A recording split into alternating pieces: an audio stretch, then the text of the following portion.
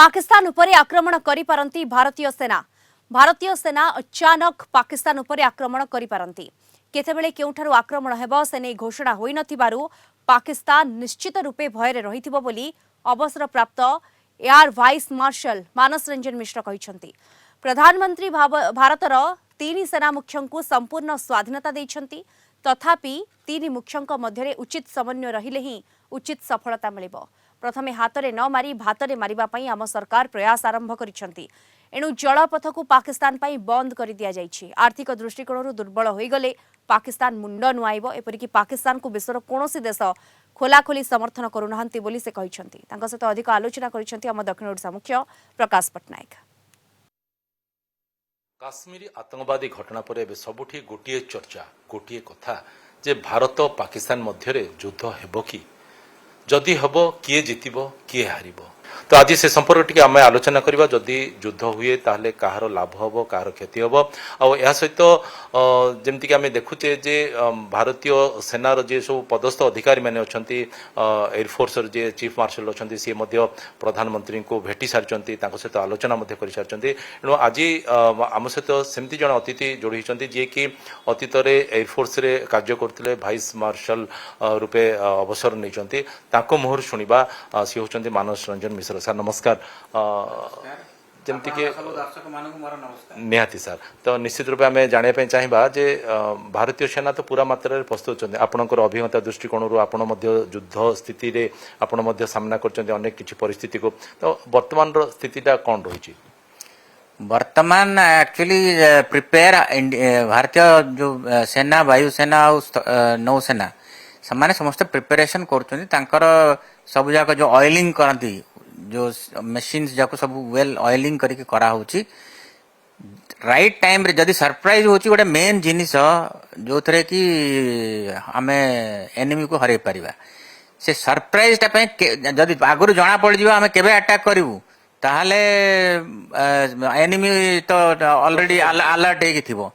तो सेति पई गोटे ए जिनिसटा गोटे सरप्राइज गोटे निहाती गोटे एम थाए इन द वॉर। तो आमे भारतीय सेना निश्चय गोटे सरप्राइज दबो आउ एबे तांकर सब मशीन्स मान को प्रिपेयर करचंती आउ राइट टाइम रे बिफिटिंग आंसर पाकिस्तान पूर्व अनेक समय युद्ध मध्य होइछि। जदि आमे देखिबा ताहले जो अटैकटा हबो माने स्थल सेना तरफरु नौसेना तरफरु ना आपणकर वायुसेना तरफ प्रथमे का तरफरु हबो ले आशा करा जाछि। मते लागुची अटैक अपेक्षा ब्लॉकेड नेवल ब्लॉकेड होची प्रथम जिनिस गोटा जोड़ा कि हबो जोड़ा कि तांकर बिजनेस को पूरा हिट करिवो।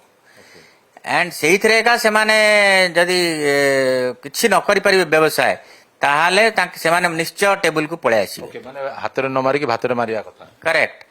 सेठी काहा को किछि वेपन न फायर करिकरी जदि आमर से आमे टेबुल को माने सरेंडर पाई निये आसीबा मुंड नुआई दे परिबा ताहले ताठो बेटर जिंस किछि नाही। काहे बेले लड़ाई रे कहार हेले किछि लाभ हबनी क्षति हबो कार बेसी क्षति हबो कार कम क्षति हबो किंतु क्षति निश्चय हबो। तो सेहिति पई से दृष्टि बोधे मते जहा लागुची प्रथमे नेवल ब्लॉकेड करिवे। नेवल ब्लॉकेड करिकि तांकर व्यवसाय पूरा बंद कर देबे। व्यवसाय बंद कला परे तांकर पब्लिक एका संकर आर्मी अगेंस्ट रे सर जो ब्लॉकेड कथा कहउचंती भारत रे किछि क्षति होबनी हम भारतर किछि क्षति नै काहे बेले भारतर तो व्यवसाय नॉर्मल चलची। एबे जो तांकर कराची आउ जो बंदरगाह जाक अछंती सेपोर्ट को जदि आमे शिप जिबा आसीबा बंद कर दबा से पोर्ट जा करू मेन हमर व्यवसाय तो पोर्ट थ्रू रे होय कंटेनर्स थ्रू रे जदि सेईटा बंद हो गला ताहले तांकर पूरा बहुत क्षति हबो आ से माने संभाली परिबे नै। भारतर प्रधानमंत्री माने देइचंती पूरा स्वाधीनता डिफेंस फोर्सेस मानकू डिफेंस फोर्सेस किंतु तीनटा जाक फोर्सेस इंटीग्रेट हेई कि एका कोन गोटे काम करिया पड़िबो। एमिति हेई परिबानी कि आर्मी ता निज अनुसार काम करिवो एयरफोर्स ता निज अनुसार कि नेवी ता निज अनुसार ए तीन जन जाक फोर्स ଗୋଟେ ମିଳିତ ସମନ୍ୱୟ ରକ୍ଷା କରିବା मिलित समन्वय करके एका से अटैक करेंगे ନିହାତି ରୂପେ କୁହାଯାଇପାରେ ଯେ ଯୁଦ୍ଧ ହେବ କି ନ ହେବ ତାହା ତ ସମୟ କହିବ କିନ୍ତୁ ଏକଥା ସ୍ପଷ୍ଟ ଯେ ଭାରତୀୟ ସେନା ଯଥେଷ୍ଟ ଶକ୍ତିଶାଳୀ ଅଛି ଆଉ ଏହା ସହିତ ଯେତେବେଳେ କି ଭାରତ ମାଟି ମାର ଯେତେବେଳେ ସୁରକ୍ଷା କଥା ଉଠୁଛି ଯେତେବେଳେ ସ୍ୱାଭିମାନ କଥା ଉଠୁଛି ସେତେବେଳେ ଜାତି ଧର୍ମ ବର୍ଣ୍ଣ ରାଜନୈତିକ ଦଳରୁ ଉର୍ଦ୍ଧ୍ୱ ରହି ସମସ୍ତେ ଗୋଟିଏ ଛାତ ତଳେ ଗୋଟିଏ ସ୍ୱରରେ କହିବା ଦରକାର ଯେ ଭାରତ ମାତାକୁ ଜୟ। ବ୍ରହ୍ମପୁର କ୍ୟାମ୍ପସ ଟୁଟୁ ବେହେରାଙ୍କ ସହ ପ୍ରକାଶ ପଟ୍ଟନାୟକ, କଳିଙ୍ଗ ଟିଭି।